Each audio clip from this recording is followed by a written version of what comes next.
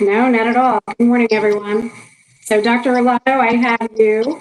Yes. Senator Klassemeyer? Senator Klausmeier is not here, but I'm her aide, Sam Deschanel. I'm here on her behalf. Great, thank you. Delegate Ebersol? I'm here. I'm here. Good morning. Karen Bailey? I'm here. There you are. Dr. Anderson, Kelly? Here. Good morning. Pamela Gady?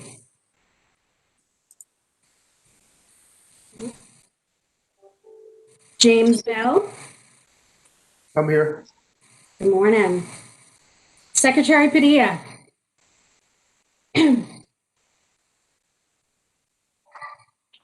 Secretary Abed?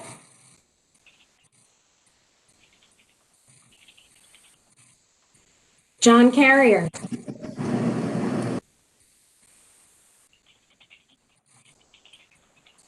Sheriff Adams?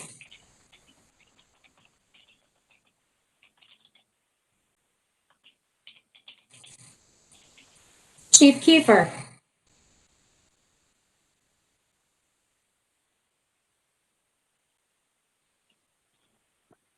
Laurel Moody?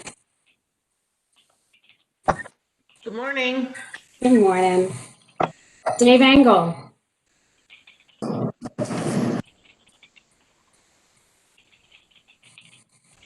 Rachel Faulkner?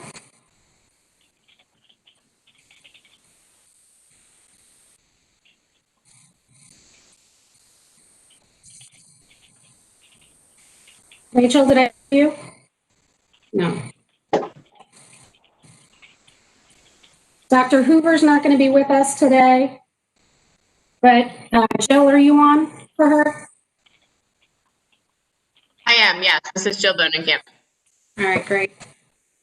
And I saw Secretary Padilla. Did I see you join? I see her. Okay, great. And Jayshree, did I see you? I'm here. Good morning. Good morning. Nice to see you. Dr. Booker?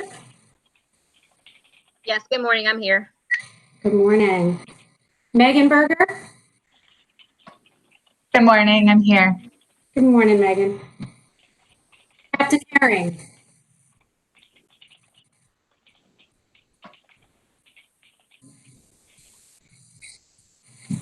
Hey, this Tom is Alvin? John Carrier. John Carrier. from Carrier, I got you, John. Thanks, John. Tom Alvin?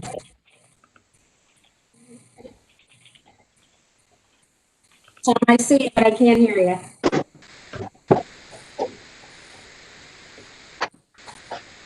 Manfred? I'm here. Good morning. Good morning. Nick Shockney? Good morning. And Lee? Lee Oppenheim, I saw you here. Morning. Good morning. There you are. And did I see Sheriff Adams join? I did. Good morning, everyone. Great, good morning. All right, back to you, Dr. Arlato. Thank you so much, Kate. I appreciate that. And do we have officially, Dawn, a quorum? Yes, we do. Fantastic. Thank you. So we'll move forward. Everybody was sent a copy of the agenda. Are there any additions, suggested changes to today's agenda?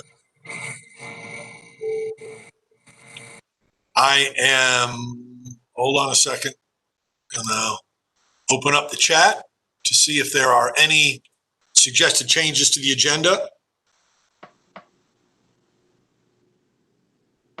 Seeing none, do I have a motion to move forward with today's agenda? So moved. This is And who's Tom that? Alvin. Fantastic. Tom Thank you. Alvin. Second.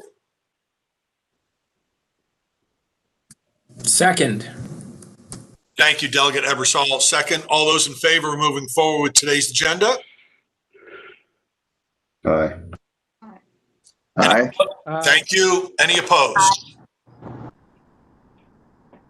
Fantastic. We've got an agenda for today. And so let's move forward. Thank you for that. Kate, a couple of updates from the Maryland Center for School Safety.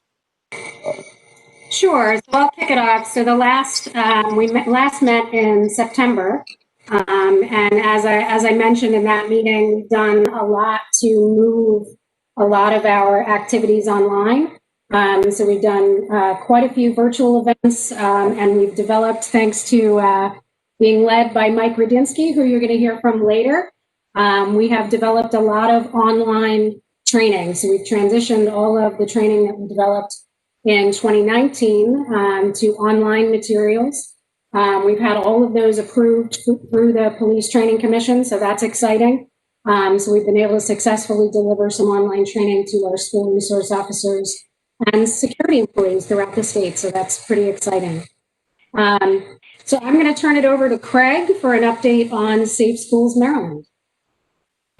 Thank you, Kate. My name is Craig Meister. I'm the Communication and Engagement Manager, and I have a few quick updates on Safe Schools Maryland, which is our anonymous reporting system, also known as a tip line, to help keep our students and our schools safe. Over the summer, we've freshened up the Safe Schools Maryland logo, so that new logo is now appearing on the website, as well as all branded and promotional materials for Safe Schools Maryland.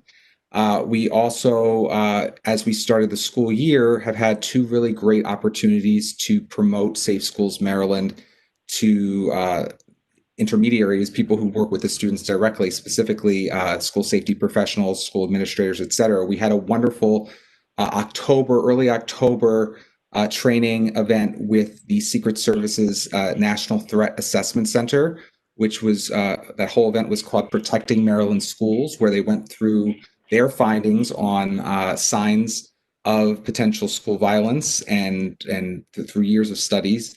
And we married that information, which was presented to many school safety officials from across the state, with information about what students and other community members can do in terms of reporting suspicious behavior. And again, we've really presented Safe Schools Maryland in that context because of the anonymous nature of the reporting system and how valuable it is in the event that some of the signs and symptoms that past school shootings and incidents of violences were portraying, if those were actually followed through on and reported, even anonymously, we can actually save lives, which is why we're all really focused on Safe Schools Maryland as a valuable resource. Beyond that, just last week, we had a wonderful event with the Association of Independent Maryland and DC Schools, also known as AIMS, where we were able to present information about Safe Schools Maryland and some new engagement programs with Safe Schools Maryland. Specifically, we're launching over the course of the school year 3 ambitious engagement programs for Safe Schools Maryland. And what an engagement program basically is a way for individuals other than MCSS to promote Safe Schools Maryland within the schools communities across the state. Most notably, one that we're launching sooner rather than later, which is actually already launched on our website and being promoted, is this year schools are going to have the opportunity to be designated a Safe Schools Maryland Gold, Silver, or Bronze school, depending on how much the school engages with MCSS to promote Safe Schools Maryland. So if we are able to give presentations to the students, the parents, and the staff of particular schools, those schools by the end of the school year will be designated Safe Schools Maryland Gold schools. We're only able to present to the students and the faculty, that would be a silver school, and just to the students, a bronze school. So we're trying to get schools excited and engaged with Safe Schools Maryland, so they know that if we can just present a half an hour about this amazing tip line, we are going to have the opportunity to give them the reward either on their website or on their front door with a decal of having this nice designation of being a Safe Schools Maryland Gold, Silver, or Bronze school. As we head into 2021, the second half of the actual school year, we're going to be standing up 2 more engagement programs, one of which will be called Middle School Mentors Program, as well as a actual Safe Schools Maryland High School chapter program, similar to how different organizations across the country have clubs in schools like Habitat for Humanity and SAD, et cetera. So we're really excited because these are ways that not only we can engage schools and school administrators to excite them to promote Safe Schools Maryland, but also our biggest goal is to really excite students to understand this resource exists and share it and promote it amongst their friends and their peers in a school setting. So that's why we're particularly excited about the middle school mentors and the high school chapter program. So that is our quick summary of Safe Schools Maryland and what we're doing to stand up better engagement and more engagement throughout the 2020-2021 school year. So that's all I have to say. And I think that we now have Jay Shree, who is going to speak about our awesome student focus group. Hi, everyone. Thank you for giving me the opportunity to speak. I am Jayshree Srinivasan. I am the representative for the Maryland Association of Student Councils on this body, as well as the student lead for the newly established Maryland Center for School Safety Student Focus Group with Director Hession and Emily, the media specialist support. So I just want to say before I get into my stuff that I was very excited to hear about the engagement programs. If the goal is to excite students, I think I'm certainly excited hearing about it. So I hope that other students in my schools and communities will be as well. So the Student Focus Group, for those of you who don't know, is a group of regional student representatives. We have 11 who give feedback to the Maryland Center for School Safety and are empowered to also cultivate their interest in school safety by being connected to the resources and information that MCSS has to offer them. So this body has met 3 times so far for this year, in July, September, and October. In July, we discussed cyberbullying, social media, and hate bias in schools. I think the group really wanted to discuss and delve into this topic because among students of this day and age, there's a tendency to make a hurtful comment and disguise it under the pretense of it being a joke so you can evade the consequences for your words. So Ms. O'Cronin actually addressed that head on by coming in and referencing relevant court cases to highlight valuable precedents that really shows what does and doesn't constitute bullying. So we were very glad to have her. The main action item that came out of that meeting is informational social media posts that actually went up on the MCSS Instagram in the past month. Next, in September, we talked about understanding the role of the SRO, and we had Mr. Rudinsky come in for that. I think the group wanted to talk about that because there's been a lot of conversation about SROs in our communities, and the group members hope to educate themselves so they could go out there and also educate their communities. Mr. Rudinsky really highlighted the 5-fold rule of the SRO and community-based policing, and going out of that, all of the group members filled out an SRO questionnaire detailing their perception before and after the presentation, as well as any persisting questions or concerns that they had. In October, we discussed mental health and suicide awareness. The desire to discuss that really came from the fact that every student has been affected in some capacity by the pandemic, and those students who already had mental health conditions, those have just been made worse by the isolation that we're in right now. So we had Ms. Yoder come in for that, who actually spoke at the July seminar series, and she highlighted facilitating open conversations around suicide. The main action item that's going to come out of that in the next month or so is Instagram and Facebook Lives, so that students and parents alike can have a candid conversation about adapting to the virtual school environment and about how different groups of students have had unique impacts, like athletes. And the hope is that by discussing all of this together, we can foster a sense of solidarity in this time of isolation. And one ongoing initiative that we have right now is the newly introduced Focus Group Fridays. So the Focus Group Fridays are when the members of the focus group come together to design social media posts on topics that we believe are important to bring to the attention of both students and various school safety stakeholders. They are posted to the MCSS social media platforms every Friday. And the main rationale behind it is to reach students where they are, which is social media. And hopefully students will be more receptive to engaging with MCSS content when they know that it's been created by the students for the students. Some of the topics that we've had the chance to address already are the Safe Schools Maryland 2-year anniversary, tips to address bullying, as well as Unity Day and cybersecurity tips.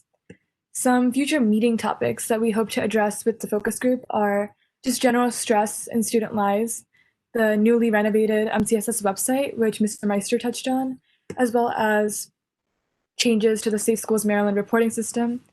And overall, the Maryland Center for School Safety Student Focus Group is just this very dynamic group of students who engage in insightful questions and answers, and you can really see their spark for school safety coming alive.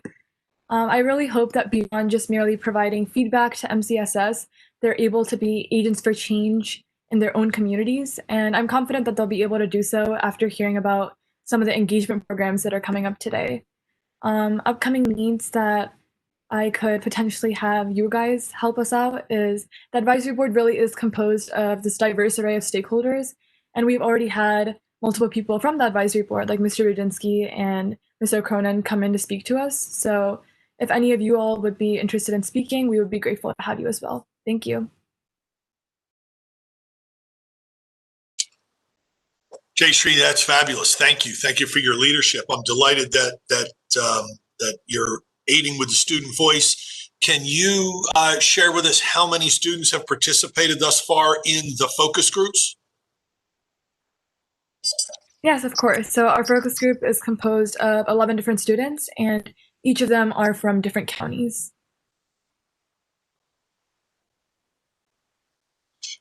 And as you move through some of these proposed agenda items into the future, will it be the same 11, or are you looking to diversify groups of students based on topic? For this year, I think that we're going to have this group of 11 students, but for the next year, we will release a new application, and the hope is to get more applicants, which we were very successful with last year. Just releasing it for the first time, we had about 30 applicants. So hopefully the more applicants we get, the more diversity and even broadening the size of the group that we can consider. Fantastic. Thank you so much. Any questions for either Jay Shree or Craig on the information they shared? This is Tom Alvin. I'm just curious, is this advisory board, would you be interested in having non-public school students participate? Yeah, of course. I think we actually have one student from a private school on the body already. So Great. it is open to making sure that we're inclusive of all regions and all types of students. Great. Thank you. Thank you, Tom. Anyone else?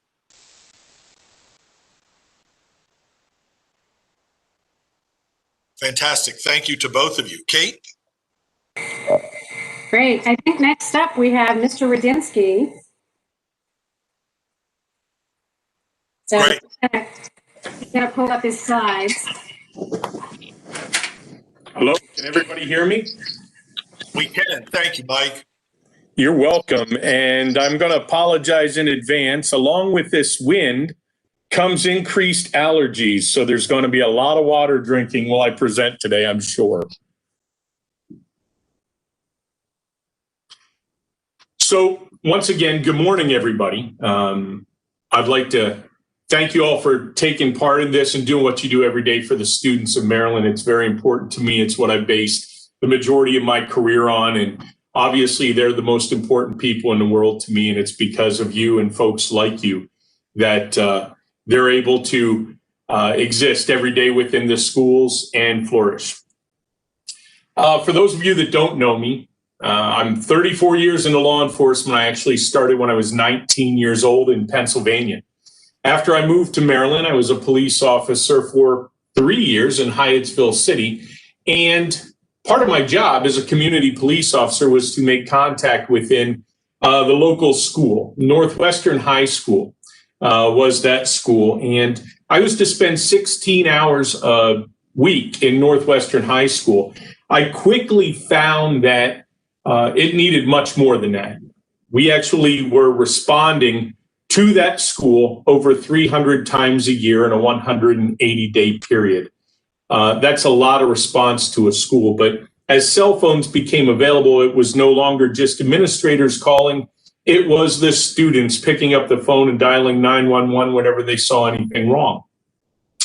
So I spent 17 years as a school resource officer after I wrote the position and had to compete for it. I really never let them take me out of the school. I made it all the way to sergeant. I increased my responsibilities as such and became the training director and the FTO director of the agency, as well as a school resource officer. I've been teaching school resource officers since early 2000s across the nation, and I regularly speak across the nation as a subject matter expert in many of the topics of school resourcing, as well as the foundation of resourcing itself. We're going to start today learning about SROs by talking about traditional policing versus community policing. So traditional policing is what you see every day. It's reactive. It's when the police officers answer the call that comes in from 911. They randomly patrol for crimes. They focus on arrest and investigation. And their information about individuals in community is limited, although we would like it to be more. They're very busy, and many times they're fixers. They go from call to call to call to call all day long, and they fix problems so they can move on to the next call for service. In the 2000s, 1999 era and 2000s, community policing became a real big buzzword of police departments. It's a philosophy that promotes proactive organizational strategies of police departments. It was trained, and I'm actually a trained community police officer before SROs, and the training consisted of teaching officers to get out of their cars, to make contact back in the community and neighborhoods. And they gave us this really cool tool called the SRO model of problem solving. As community police officers, we were to be sent into communities, and we were to utilize this tool to scan and analyze symptoms of problems to actually determine what was the problem, and then to provide possible solutions to the problems while utilizing stakeholders. The object was for police departments to be able to go into communities and to provide this service and then disengage from the community so they could deal with quality of life issues. It was a very interesting program because it puts the community first. It uses a team approach and a stakeholders approach. And for SROs, we like to see them as community police officers because it empowers and educates the school community. And finally, enforces law if you have to. The history of school resource officers in Maryland. In 1999, Baltimore City School Police came about, and that was through an actual law that went into the Annotated Code of Maryland defining what they were and how they could operate. Shortly thereafter, in 1994, Greenbelt City saw a school resource officer. His name was Dave Berger. He's actually security director at the Bolus School now. From there, in 1998, Baltimore County, Harford County, and I went into Hyattsville City at the time. We have a lot of different school policing programs in the state of Maryland. We, of course, have the SROs, we have school district police, we have school security officers, and we have liaison officers. And we have a hybrid program in Prince George's County where it's school security, but some of them have full police authority. 2018 was instrumental for the school resource officers and school security employees in the state of Maryland and the safety of our young people. This thing, which I consider a milestone called the Safe to Learn Act, which you're all familiar with, was enacted.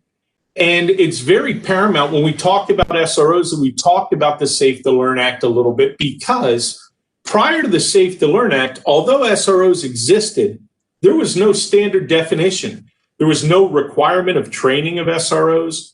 MOUs were only recommended. There weren't state guidelines or state programs. The Safe to Learn Act then defined SROs and required all of those things, as well as collaboration, adequate coverage guidelines, behavioral threat assessment team policies, and use of force reporting. The definition of a school resource officer finally came about. Prior to this, when I tell you there was no definition, there was nothing. Any person in any uniform in a school, could be security, could be an outside officer, could be an officer that's just visiting their friend or partner in the school that looked at the administration and said, hey, you know what, if you have a problem, call me on my cell phone, I'll help you out. And they said, great, you're my SRO. But none of these people had to have any training. So now the definition, a law enforcement officer is defined through the Annotated Code of Maryland. That means they have to be part of a recognized police department. And they have to have a memorandum of understanding between the police department and the local school system in order to be an SRO. Or Baltimore City School police officers as well, because they're actually police officers recognized by the Annotated Code of Maryland. Maryland SROs are assigned in accordance with memorandums of understanding. They participate in specialized training. They serve as part of school communities. They connect students with community resources and schools with community resources. And very importantly, I used to say this all the time, they're there to keep the outside from coming in. Now, when we talk about the outside from coming in, it all depends upon your perception of what that outside is. I could anecdotally give you examples of parents coming in and attacking other students, parents coming in and going after administrators. It's not just the terminal being, of course, active threat.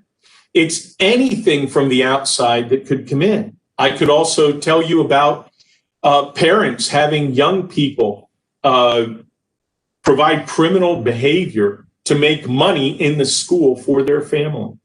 Again, the outside coming in. Some things that many times administrators are not trained to deal with, the SROs are instrumental in helping with. The memorandum should set a positive tone for school and law enforcement partnerships. They should clearly establish the roles and responsibilities, set clear guardrails for the handling of routine school discipline, and outline the process for SRO selection and assignments, which is very important. The Safe to Learn Act provided the training requirements that we talked about.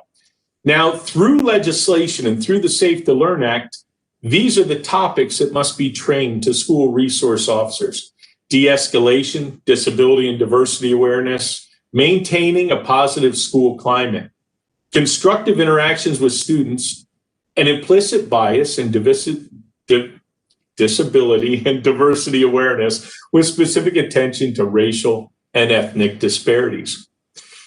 When the Safe to Learn Act came about, I was an entry-level police instructor at the Maryland Police and Training Commission.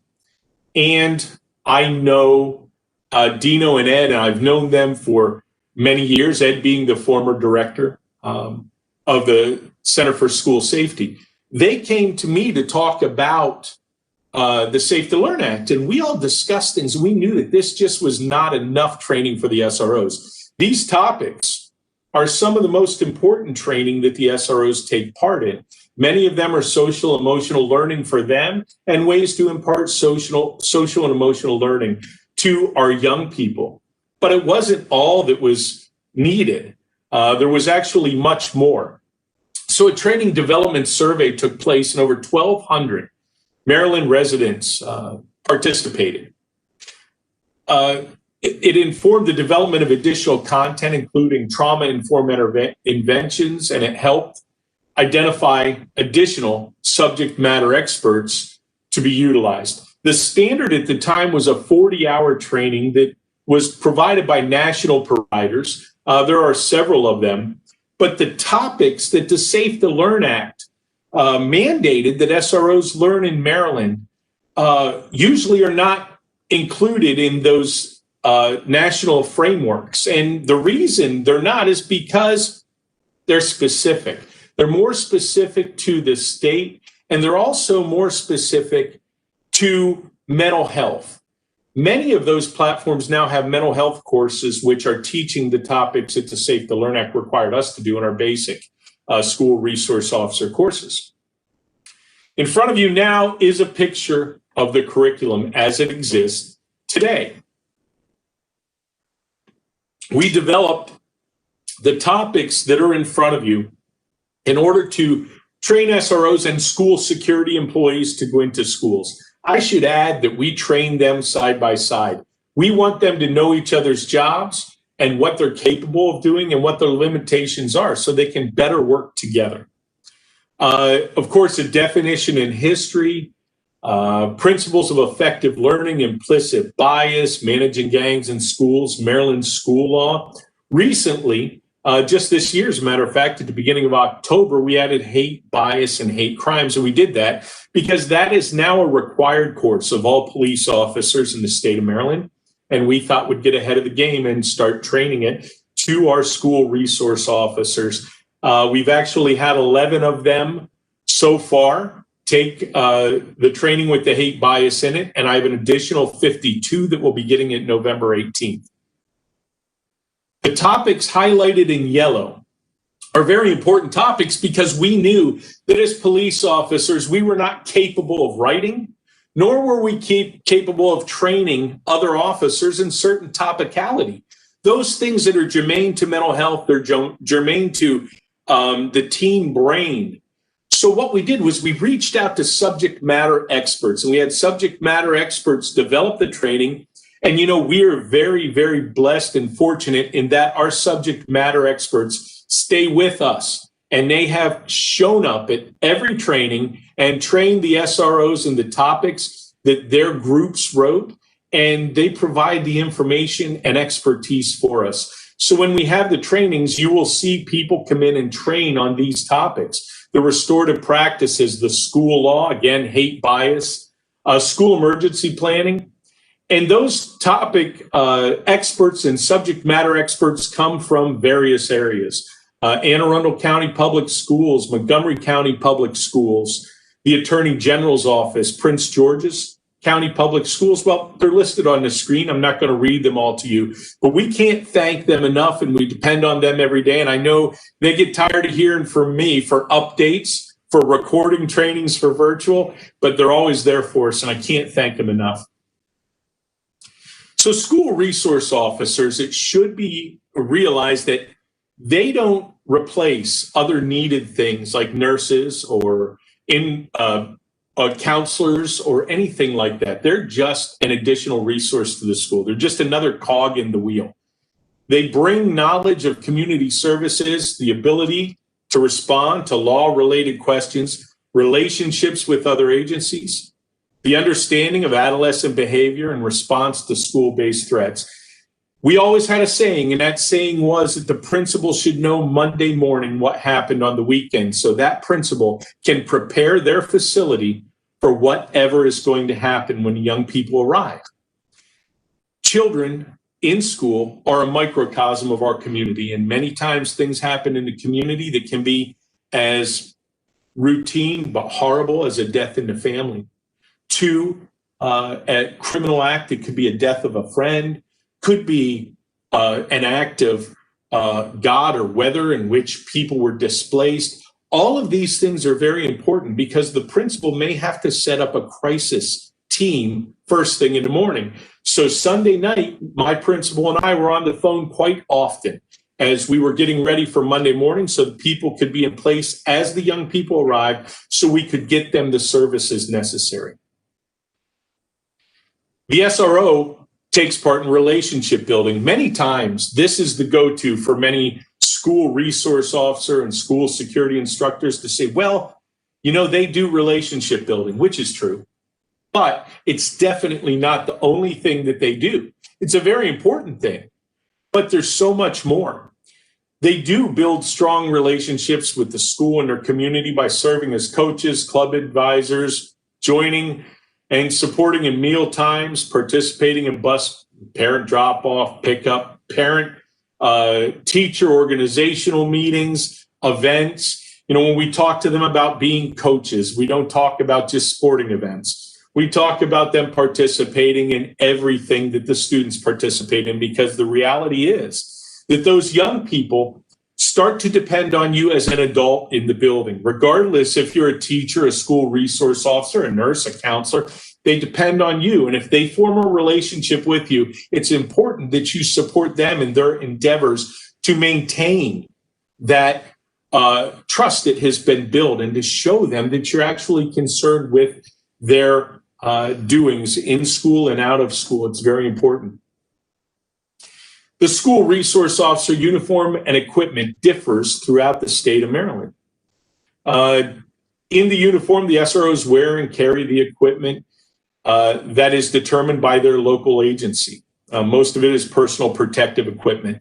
It may be required by insurance companies, and it can give the SRO access to potentially life-saving equipment. You know, many times as we do our programs and as I talk to the community, or when we provide the understanding the role of the school resource officer program, people talk to me about the uniforms and talk about the militaristic look of the uniform. And many times they're referring to the load-bearing vest that the officers now tend to wear outside of their uniform.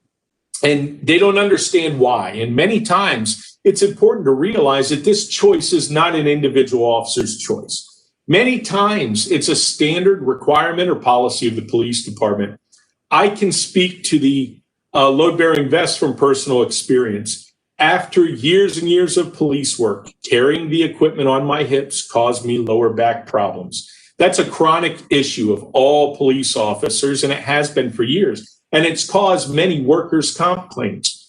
The money for those comp claims is passed on to taxpayers in the long run. So they constantly try to determine ways to stop those workers' comp claims, and ultimately the pain and things caused to the officers through mere equipment. So they came up with the load-bearing vests after studies of the military, and they found that that disperses the weight of the equipment onto the officer's shoulders. It stops the claims for back pain, and that's why they exist. Many people don't know that, and these are some of the things that we talk about, again, in the Understanding the Role course, because we want people to understand what each other's role is.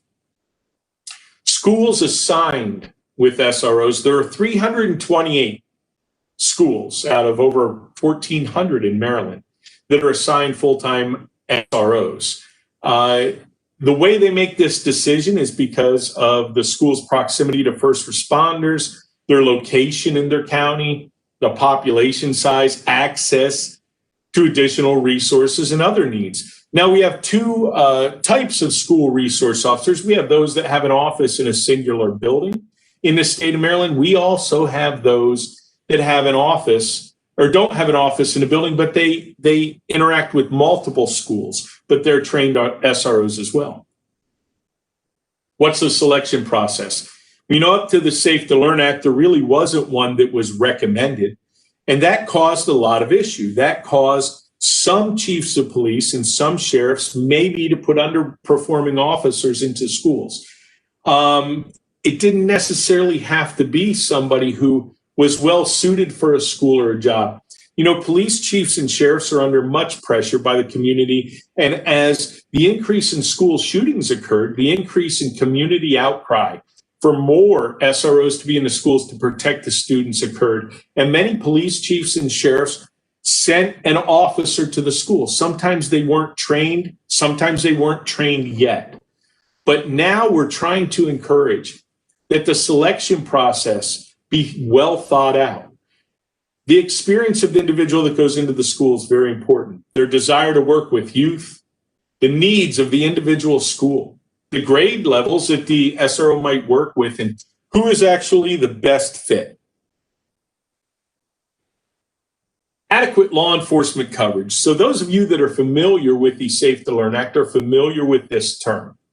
Adequate law enforcement coverage is what schools have to show when they don't have an assigned SRO. And it would be how quickly and how available will law enforcement be to get to the facility. It's important to understand this is not a one-size-fits-all approach.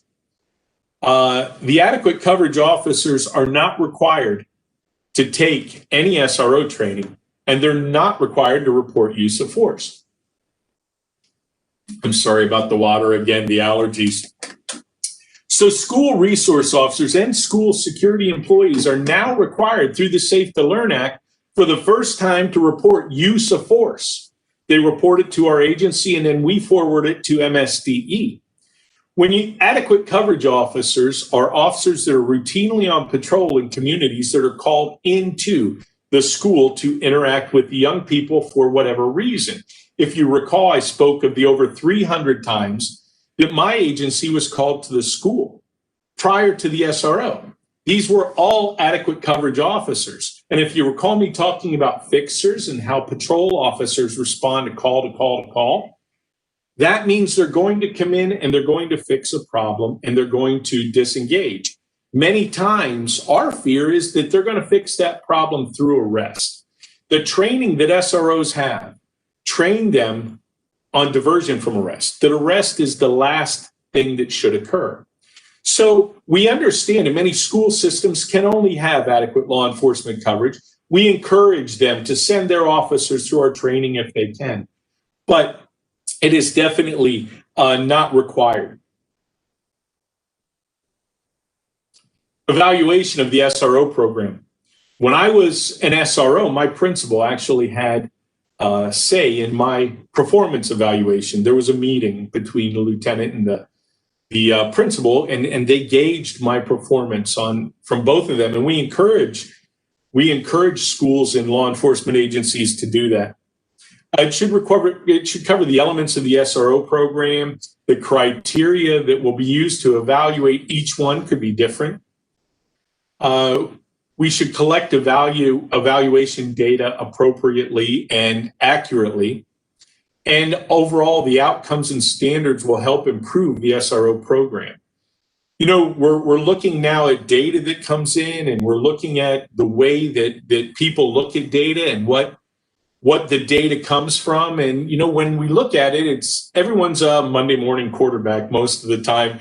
But it's very important, I've learned through being at this agency more than anywhere else, that we accurately ask the proper questions in order to have a proper picture of the data that comes out. When we're looking at things such as arrest data, they're horrible numbers, and I understand that. But the one piece of data that's not collected is the total amount of events that occurred that didn't rise to the level of arrest. So we're not getting a total picture, a total piece of the puzzle. We're just knowing how many people were arrested, which obviously we don't want any. But we're looking at how many were arrested if, let's say, hypothetically, for whatever event, you have 50 people arrested. What if there were 377 events of the same type that only 50 rose to the level? That may change a perspective on data. So it's important we start looking at how we collect data and ask the proper questions. We want to make sure that collaboration takes place. We want to make sure that the school and the police departments are collaborating in the selection and assignment of the SRO. We want to make sure they review the MOU together. This is one of our big problems that we're really, really working on hard. Getting the MOU out of the bureaucrats' hands and into the hands of the school resource officer and the vice principal or principal of the school, so they have a clear picture of what each other's role is. So if somebody's asked to do something that's not within their role, those guardrails are put up, and that MOU can direct how things go and who handles what. So we're working real hard on that. And it's important to make sure that they complete the SRO training. And we also would like to make sure that administrators all take the understanding the role of the SRO training. We'd like to ensure that the SROs are not involved in school discipline. We want to collaborate. We want to make sure that they're all familiar with their FERPA rules, and we want to make sure that the SRO programs are evaluated every year. And what have we learned? What can we do better is put into place. It's a very important thing in order to keep things moving and functioning properly in any organization or any program. Question comes up, are SROs required? And the answer to that is no. The law requires that the school system decides what's best for their individual school. But as that is talked about, remember, the SROs are the only ones that are required to take the training that was shown to you earlier. When deciding whether or not an SRO should be placed in the school, schools need to individually assess their own needs and evaluate what they're looking for and what they would like the outcome to be. It's very important that it's an individual system thing. It's not a state thing. It's not a state mandate that they're there. But for those that assess and evaluate the need that they should be there, obviously, to bring them in is definitely possible, and the guidelines are in effect for that. What we don't know, the impacts of the Safe to Learn Act led us to know what we don't know, for a lack of a better phrase. It was enacted in June of 18. The programs are still in their infancy. What does that mean? Well, the training requirement from the Safe to Learn Act was that our SROs and school security employees be trained by September 1st of 2019. So we did that. We trained over 900 individuals in the 40-hour course in about a 3 or 4 month period. Our team was tireless about this. We went to work. They were all trained and they went into schools, and we were very excited because for the first time, the state of Maryland knew that the SROs and the school security employees had been trained in what they were trained in, and we were all ready at this point to start gathering data. Unfortunately, COVID hit. When COVID hit, the schools shut down, the SROs went back on patrol, the school security officers are not interacting with young people. So unfortunately, the data that we wanted to collect, the data that we wanted to get to compare to prior to the Safe to Learn Act wasn't available to us. So the understanding the role of the SRO training for administrators and supervisors is new. After we did our training with those 900 people, they all told us, we need help. Why? Well, we need help because the administrators don't understand what our job is. That's no slam on administrators, ladies and gentlemen, at all. Civilians rarely know what the job or the whys of the police are. And that's a shame, but it does exist, and we know that. So when we started researching what they said, we came up with a way to train administrators on the things that they needed to know. More or less, what the police do, why the police do it. But we took it a step further. We also created this program to teach school SRO supervisors who may not have had SRO experience the same thing. We can flip it to teach SROs about administrators because it's very important. You see, when I went into a school, I thought everyone thought like me. I was no different than any other human being. I thought the principal in that school was equivalent to my chief of police. When I went to him, that was the end all be all. Everything changed. Well, that's not necessarily the way it occurs, because in the civilian world, we know that there's a horizontal chain of command, and the police work in a vertical chain of command. When I don't do something that my boss tells me to, as a police officer, I can be charged. They can take my pay. Not necessarily the same in the school, but you see, I didn't understand. So we came up with the term spatial empathy. In this course, we try to teach the administrators and the SROs spatial empathy to understand each other's environment to better interact with one another. Simple things that administrators may be able to do to help SROs. Don't have a cup on your desk with scissors in it when you call us into an office with a student that's disruptive and could access those scissors by picking them up. Those kind of things look different to an administrator and an SRO. So we try and train everybody, and it's a tremendous program. The mandates have rolled out over the past 2 years. Here's what the timeline looks like. Obviously, you see the STLA was enacted, the curriculum was approved, the training was approved when we began the training. Now the training continues. As I told you, as a matter of fact, today is what we call transition day. So on Monday, transition day, my phone lights up, and that's because we use a learning management system, and I publish the new week's training to the trainees, and they have sign-in problems and they have questions. So on Monday morning, very busy with that, but our training's continuing both through asynchronous and synchronous learning options for our local school systems and local police departments. And of course, the use of force reporting, which I previously mentioned and is so important. The LSS and law enforcement agencies, they were required to report reports on use of force between SROs and SSEs and students.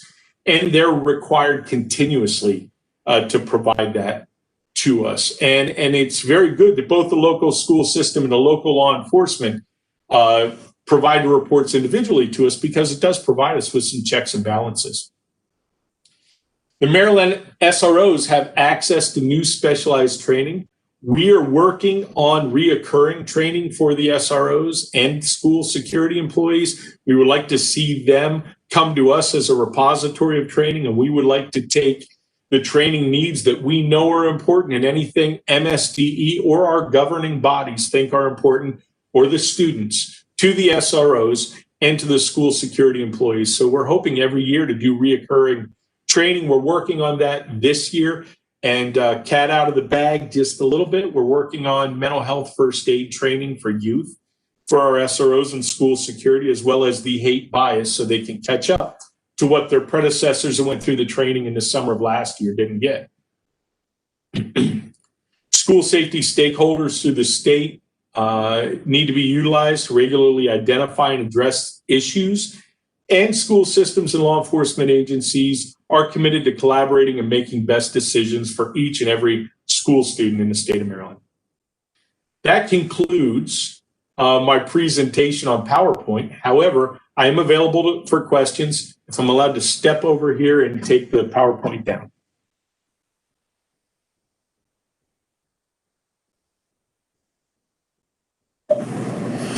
All right. Thank you for taking the time to watch that today.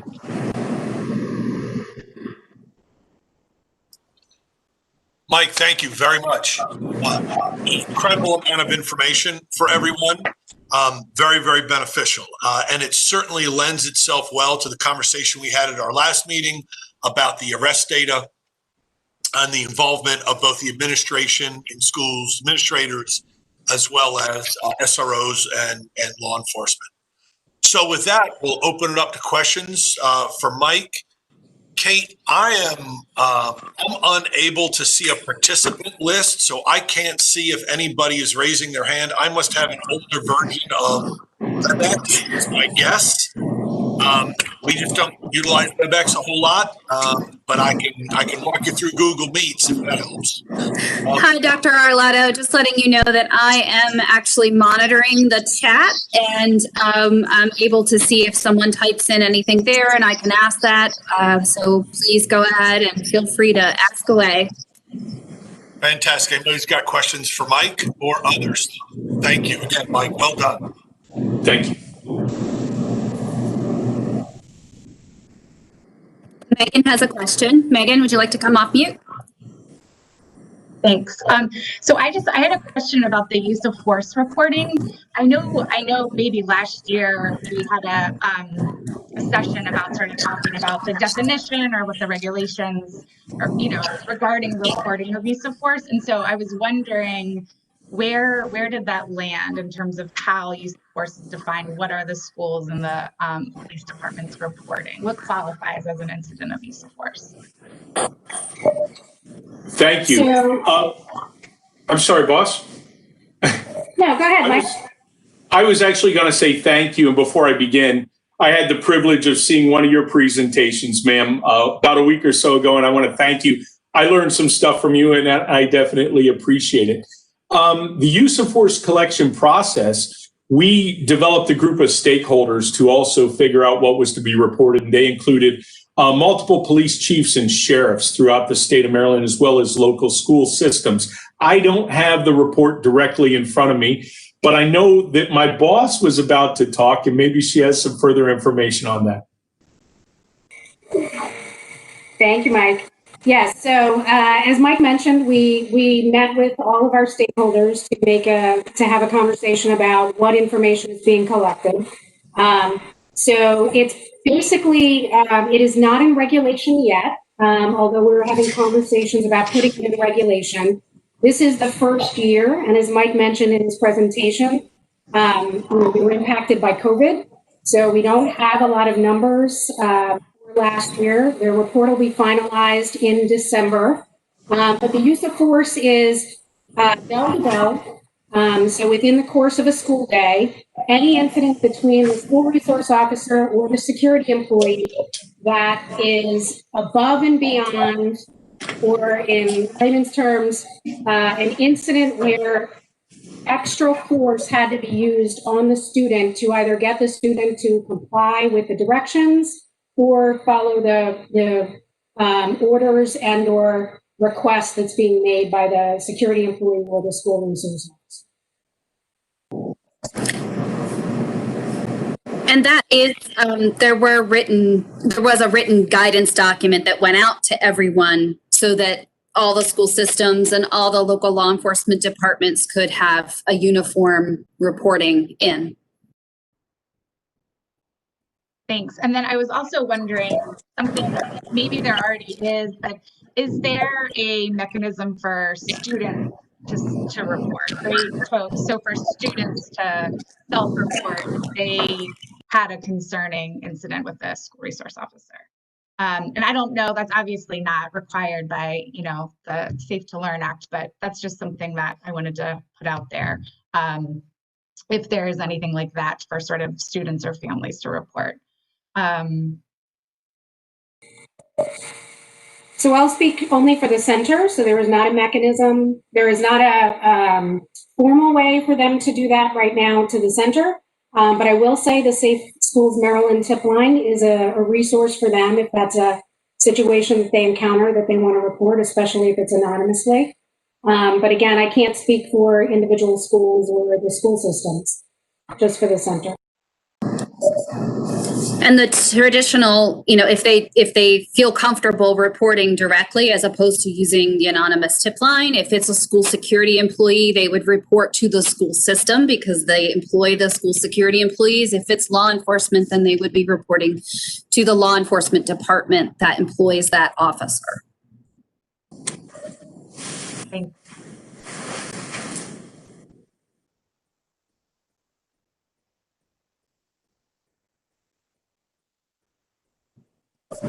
Did anyone else have any questions?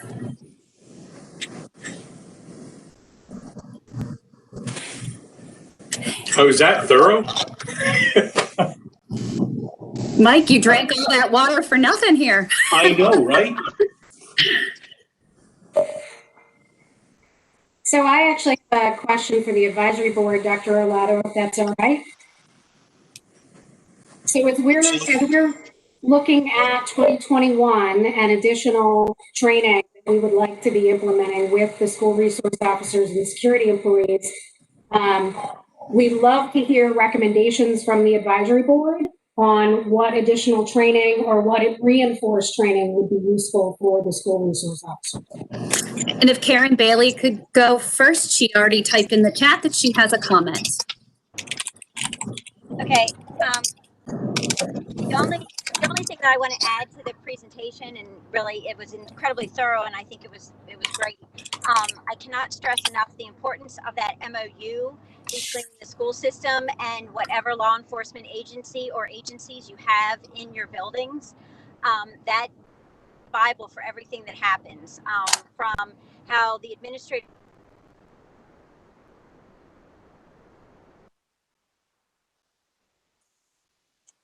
that it really is such an important document, and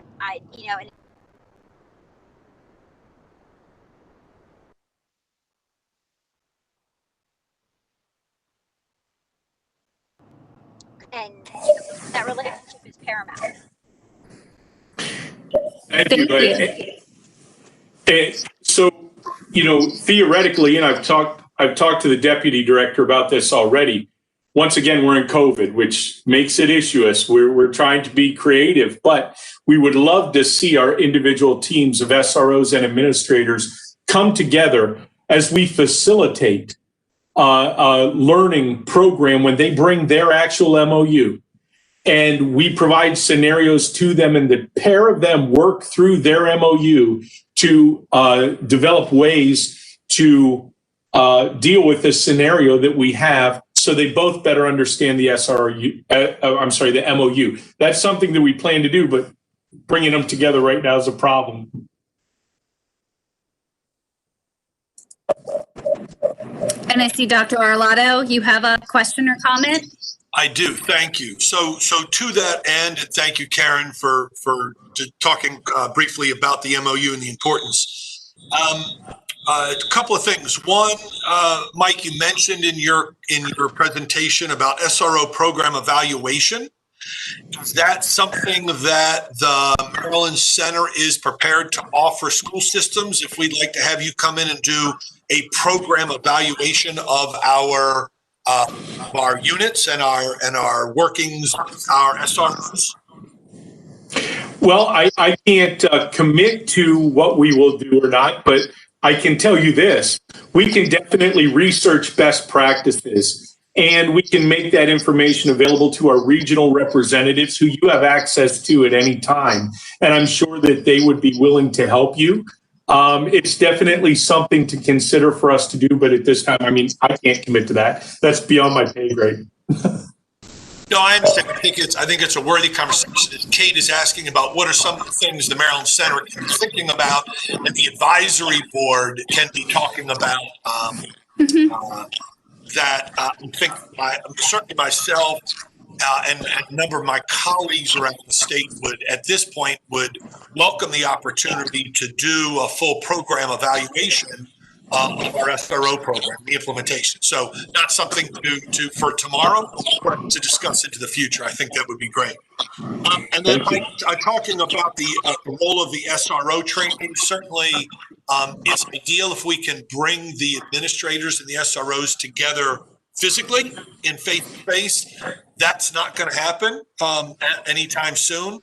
But the beauty is, with many of us not having students in the building, this might be an ideal time to bring folks together virtually to do some trainings if we can get the agreement with our local sheriffs and police departments to bring the SROs. I know certainly mine, as you talked about, are reassigned during this time, but this might be a good time that we encourage some of that training now while the buildings are empty, because once we know the buildings are full again, or even in a hybrid model, it's virtually impossible to find time for both the administrators and the SROs to do that kind of training.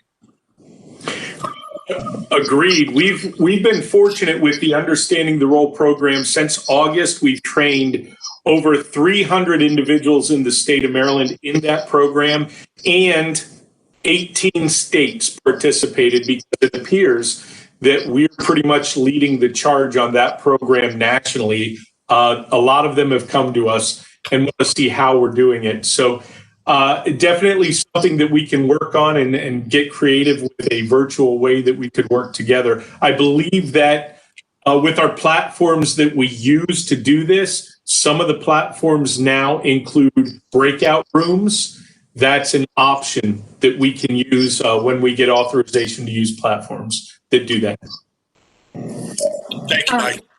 We have, Megan has another comment, and also we have a question from Sheriff Adams related to the Sheriffs and Chiefs Association, questioning whether MCSS will take a position on any legislation to remove SROs from schools during the upcoming legislative session. So, Kate, why don't you address Sheriff Adams first, and then we'll go to Megan.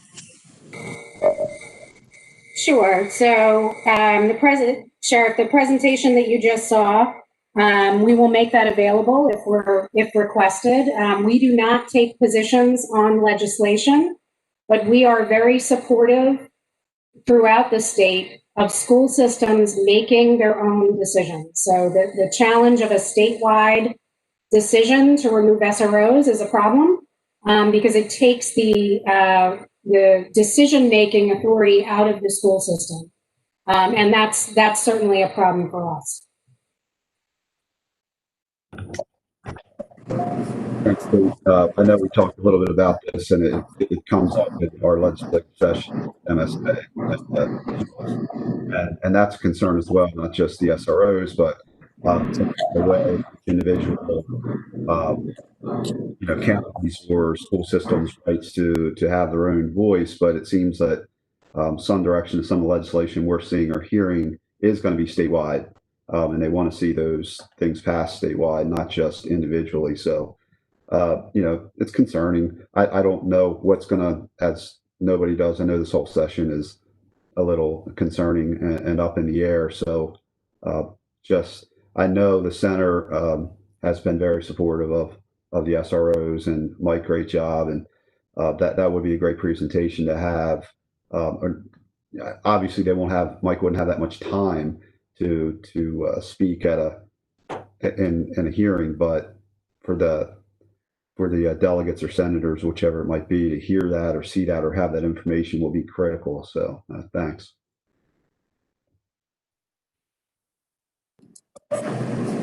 Megan? I was just going to respond in terms of training, sort of areas to focus on. I know that, I think the greatest concern about, Maryland's arrest data is, of course, the disproportionality for Black students and students with disabilities. And that's national data. There's studies nationally that have gone back, many years. And now we, of course, have Maryland's data. I know we don't, it's most recent through 2000. We don't have the 2019 school year. So I do understand that. But I think that's the harm. And so I think, everything really needs to sort of be focused on addressing the disproportionality and addressing arrests for minor behavior, because that's sort of what's needlessly perpetuating the school to prison pipeline. And so I know, Mike, you talked about arrest being a last resort and diversion programs, but when you look at the data, Maryland's data, there's real concerns that students are being arrested for disrespect, disruption, fighting without weapons, alcohol, tobacco. And those are things, that can better be addressed through teaching moments with other professionals in the school. So that's where I think there is a focus, and I would just urge that there continue to be a real focus, because that's where the harm is. Thank you, and agreed. And in both our Understanding the Role course and our basic SRO course, we have a portion of it which we call criminality versus discipline. And we thrust hard decisions at the administrators, those gray areas where nobody may know the answer to, and we force them to participate with us. Most recently in the Understanding the Role course, we utilize Slido, which allows them to respond to us real time as we're presenting, so we can see their answers and discuss the decision-making process. And, the information you provided agreeably, and we're working really hard to address those issues every time we talk about training and we evaluate training. As soon as we're done with this training season, I call it, because it's the fall, as soon as we're done, we go ahead and reevaluate all of our lesson plans to make sure that that they maintain content and they're up to date. And that's something that we always talk about. How could we do it better? So thanks, and we're working hard at it. So we're going to continue to try. And I want to get to Jayshree. She has a question and she needs to exit the meeting early. Yep. So my question was, how do you think that SROs can continue to engage with students virtually? Any recommendations for local school systems on that? And I think the importance of that question to me is just I worry about students hearing a lot of information about SROs, but being unable to engage with their own SROs during this time.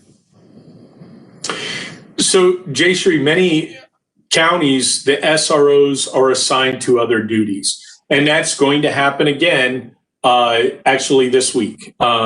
Even if they're in schools, with the election cycle coming up, they're going to be reassigned for a period of time. We do have SROs that are still, the units are intact, and they are still working on ways to engage with students. And we're constantly talking to them to find the way that they engage with the students, because monthly, we have a meeting with all of the SRO supervisors in the state of Maryland, and we share these ideas with them because they all want to engage.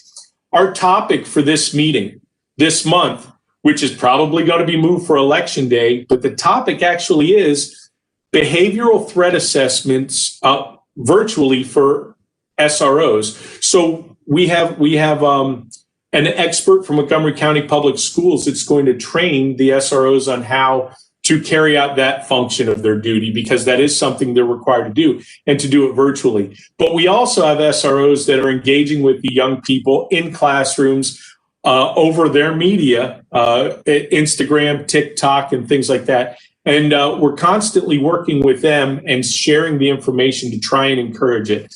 It's very difficult, though, because when they get out there on patrol, they're going call to call to call to call to call. And where's the time come from? Thank you for that.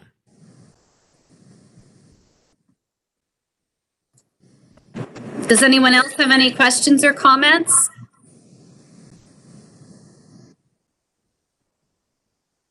Okay. All right. Thanks, everybody. Dawn, thank you for going through the questions like that. Mike, well done. Thank you for sharing all that information. Kate, anything to add before we close out?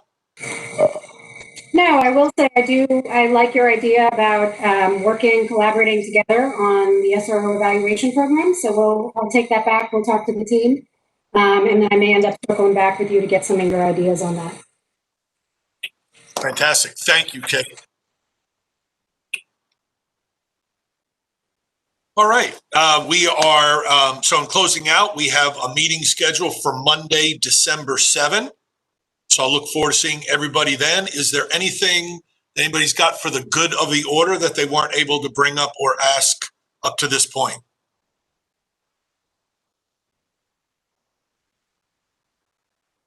Seeing nothing in the chat.